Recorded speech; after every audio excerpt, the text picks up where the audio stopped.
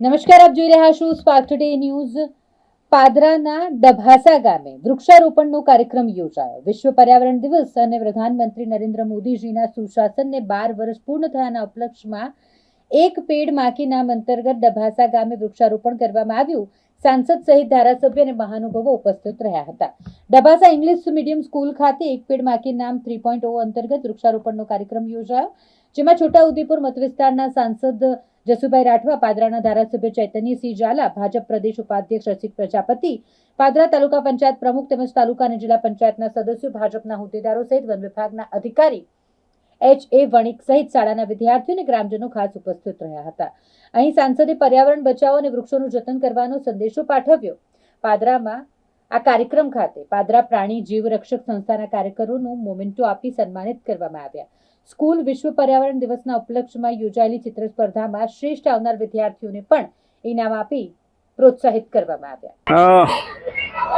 દેશના યશસ્વી વડાપ્રધાન આદરણીય નરેન્દ્રભાઈ મોદી સાહેબના પ્રધાનમંત્રી તરીકેના સેવાકાળના 12 વર્ષ પૂર્ણ થયા છે। સાથે જ 5મી જૂનથી વિશ્વ પર્યાવરણ દિવસની પણ સમગ્ર દેશમાં ઉજવણી થઈ રહી છે અને આ સમયગાળા દરમિયાન દરેક ગામમાં, દરેક વિસ્તારની અંદર આપણે બધાએ વૃક્ષ વાવવું જોઈએ એ અભ્યર્થના હેઠળ વૃક્ષારોપણ કાર્યક્રમો યોજાઈ રહ્યા છે અને આ કાર્યક્રમો અમે લોકો દરેક નાગરિકને વિનંતી કરીએ છીએ કે આપ પણ એક પેડ માં કે નામ વાવો અને આ પર્યાવરણની અનિયમિતતા છે એને દૂર કરવા માટે અને ભારત દેશને હરિયાળું બનાવવા માટેના આપણે સહિયારો સાથ નિભાવીને આગળ વધીએ।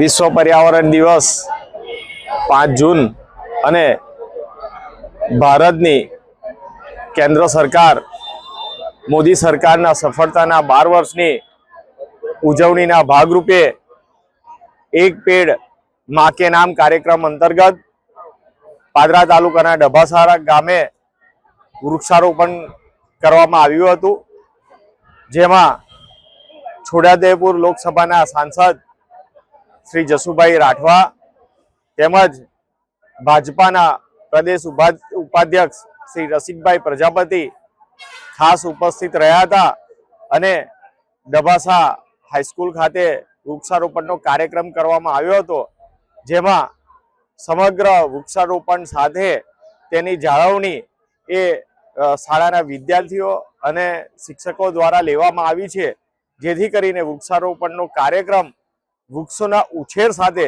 સફળ થાય એ પ્રમાણેનું આયોજન કરવામાં આવ્યું છે।